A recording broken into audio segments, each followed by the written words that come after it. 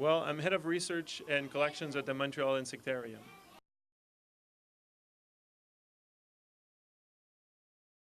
For me, it's not really a job. It's a passion that I've had for so long. So I just love what I'm doing. And, one of the main aspects of my research is actually citizen science, just like in the movie, where we ask people from across North America to share their butterfly observations, including monarch, so that we can study the impacts of climate change and of habitat loss on the health of the butterfly populations and their distribution, how it's shifting, how it's shrinking or expanding depending on the impacts of global change on them.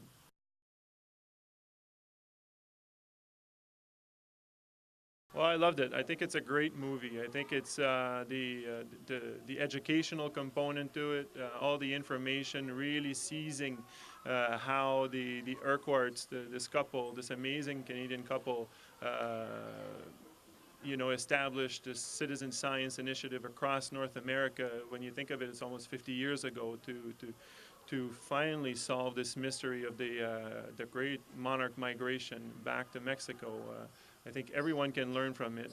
The way that the conservation and the issues that monarchs have nowadays with logging up in their overwintering grounds in the Sierra Madre in Mexico, and also up here with the habitat loss and conversion of habitat, and how also people can contribute with their own gardens at home to help the populations up here in the north is great. And then finally, the icing on the cake is this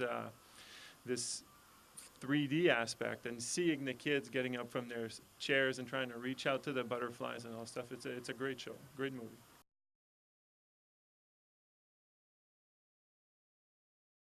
Well, these monarchs are a prelude to our exposition, called Butterflies Go Free, that Space for Life and the Insectarium are proud to present inside the main greenhouse at the Botanical Gardens.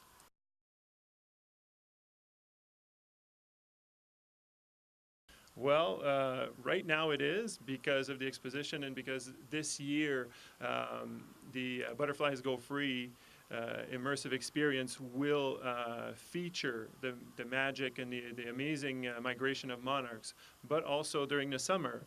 The best way to do so is to build in a sunny corner in your backyard or in your front yard, like what we call the monarch oasis.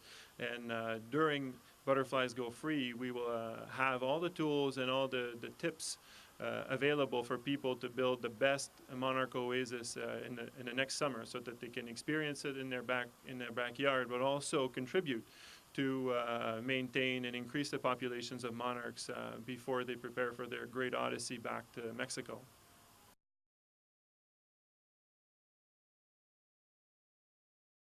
Well, we have two main initiatives. The first one is a citizen science initiative similar to what you see in the movie The Flight of the Butterflies. It's an online website that you can get all the information about on montrealspaceforlife.ca.